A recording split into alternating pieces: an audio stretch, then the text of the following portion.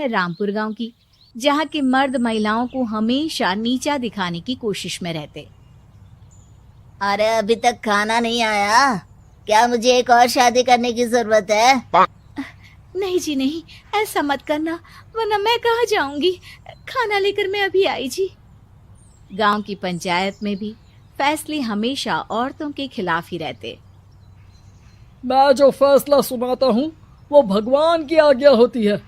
इस लड़के ने अपने मन से शादी करके अच्छा नहीं किया। लड़के को घर भेज दो और इसकी शादी इसकी जाति की किसी लड़के से करवा दो, लेकिन ये लड़की, इसे तो गांव के बाहर निकाल दो। नहीं नहीं जमींदार साहब, ये क्या बोल रहे हैं? ऐसा नहीं हो सकता। मेरी बेटी मासूम है, इसे अच्छे बुरे की समझ नहीं है। अरे कहाँ जाएगी ये बेचारी? कहाँ जाएगी? इतनी चिंता है तो पूरे परिवार का गांव निकाला कर देते हैं।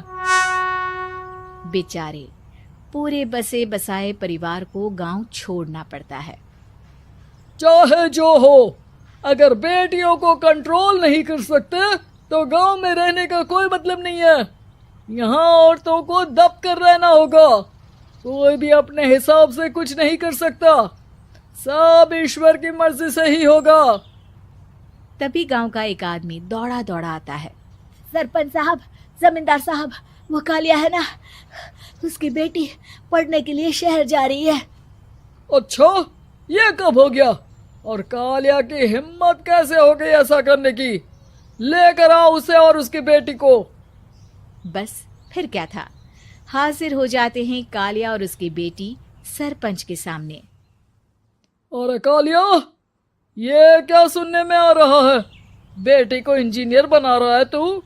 और ये बता, गांव में तो स्कूल नहीं है, फिर कहां से इतनी क्लास पास कर गई तेरी बेटी? राधा, जो कि कालिया की बेटी है, उसे लगता है कि सरपंच उसकी तारीफ कर रहे हैं। सरपंच जी, मैंने ऑनलाइन पढ़ाई की है, डिस्टेंस लर्निंग से। सभी में मैंने अच्छे नंबर पाए हैं, जिसे देखते हुए शहर की इंजीनियरिंग कॉलेज में मुझे स्कॉलरशिप मिली है।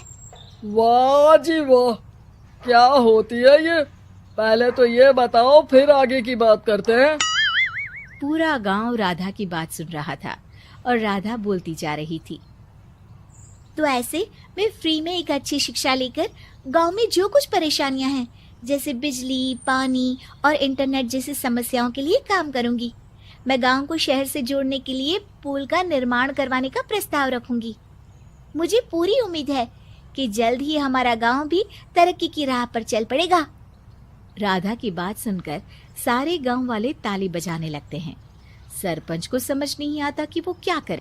चुप रह नादान लड़की, गांव के खिलाफ जाने के लिए तुझे गांव से बेदखल कर दिया जाएगा, वो भी पूरे परिवार के साथ। और हाँ, अगर ठीक से गांव में रहना चाहती है तो ये पढ़ाई लिखाई छोड़ दे। हम तेरे लिए गांव का कोई होनहार लड़का देखेंगे।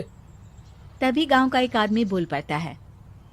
अरे नहीं नहीं सरपंच जी, राधा बिटिया जो बता रही है, अगर वैसा हो जाए तो हम लोगों को पैसा कमाने के लिए बाहर नहीं जाना पड़ेगा।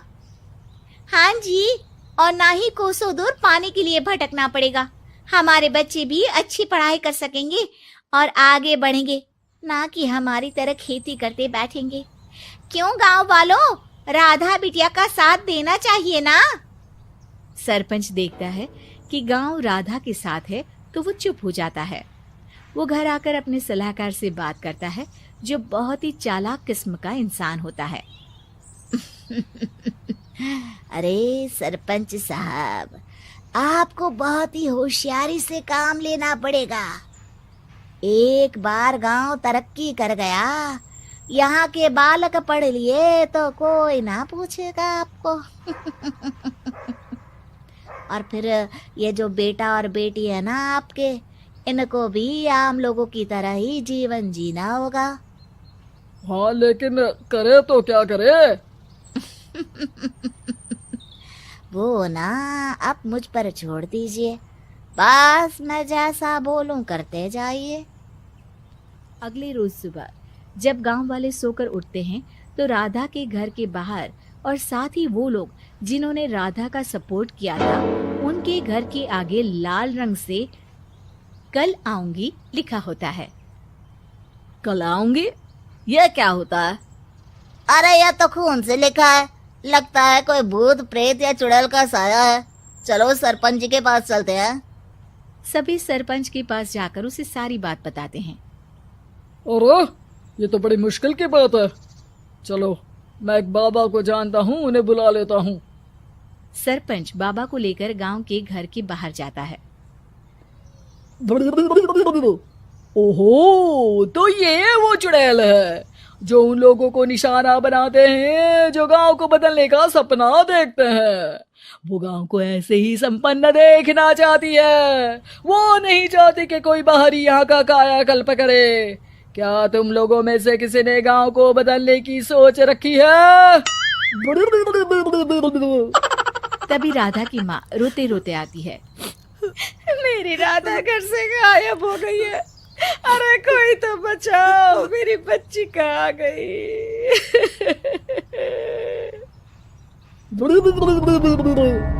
ले गई वो चुड़ैल, तेरी बच्ची को ले गई। अब वो उसे श्रापित करके छोड़ेगी, उस पर चुड़ैल का साया हो जाएगा।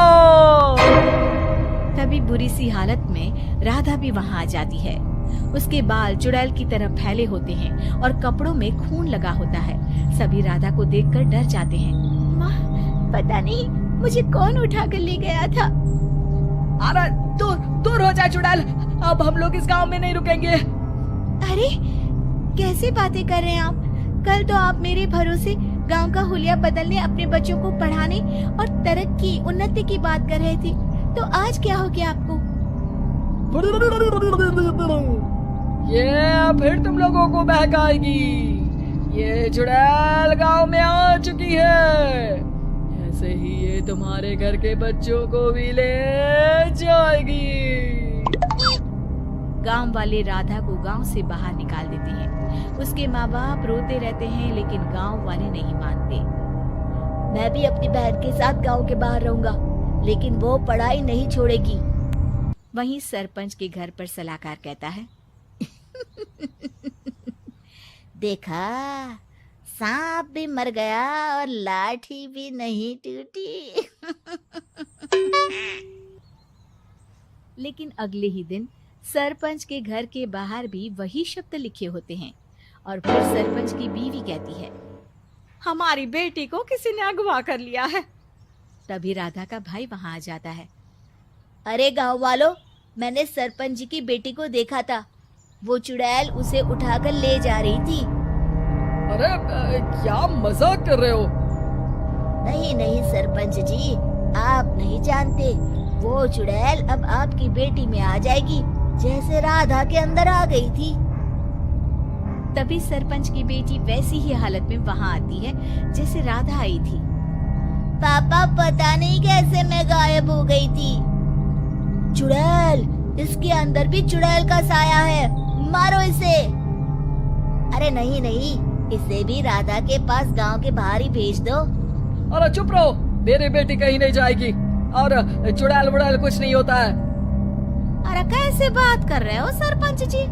आप तो बोल रहे थे कि आपका फैसला भगवान का ज्ञान होता है, तो अपने पर बात आई तो अब आप ऐसे बोल रहे हैं। अरे ना ना ना, आपको अपनी बेटी को त्यागना ही होगा। अरे बुलाओ बाबा को। राधा का भाई बाबा को ले आता है, जिसे अब गांव वालों के डर के कारण सच बोलना पड़ता है। मैं कोई बाबा नहीं हूँ, मैं तो मोची था। ये सलाहकार महोदय ने मुझे कहा था एक्टिंग करने को।